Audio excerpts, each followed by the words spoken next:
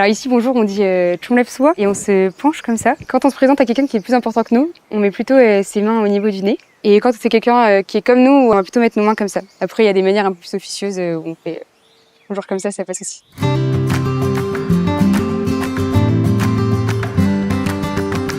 Moi, c'est Bérénice, j'ai 23 ans. Je suis maintenant à Sihanoukville pour 1 an en tant qu'assistante à la formation en anglais et animatrice sociale.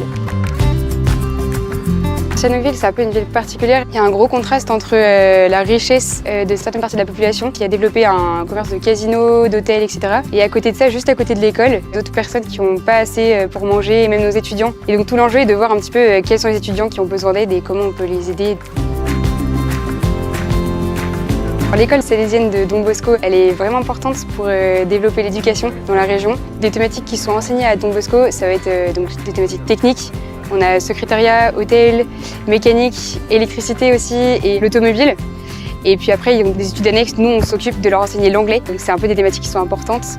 L'anglais particulièrement parce que ça va les aider à se débrouiller dans leur métier plus tard.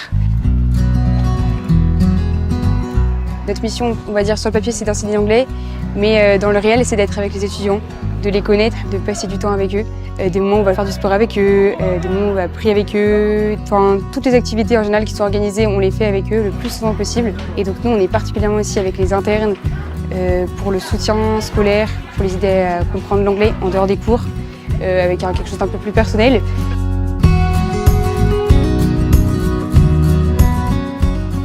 Alors avant, je travaillais en entreprise de recherche en viticulture, donc très intéressant, mais c'était très axé dans l'efficacité, le rendement. Et en fait, du coup, là, c'est quelque chose d'assez différent. Vraiment, la mission, c'est pas du tout le même rythme de vie. L'idée, c'est pas d'être organisé à 100% parce qu'en fait, on a toujours un planning qui change. Et en dehors de ça, l'idée, c'est plutôt d'être dans la qualité et d'être là à 100% dans ce qu'on fait. C'est vraiment quelque chose que j'aime beaucoup.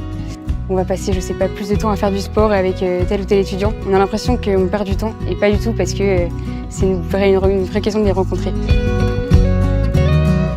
Moi, ce que j'aime trop, en tout cas, c'est de croiser les étudiants. Même si on n'arrive pas à discuter, parce que c'est pas forcément évident, juste de se faire un grand sourire. Et ça, c'est...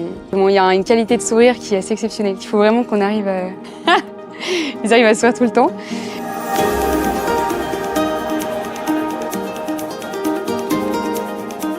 Avant de partir, moi, je cherchais vraiment à retrouver l'essentiel. Voilà, qu'est-ce qui était important pour moi, qui est-ce que j'étais vraiment avant de retrouver du travail. C'était vraiment important pour moi de faire le point là-dessus. Et c'est vrai qu'en mission, c'est vraiment l'occasion de se retrouver face à soi-même.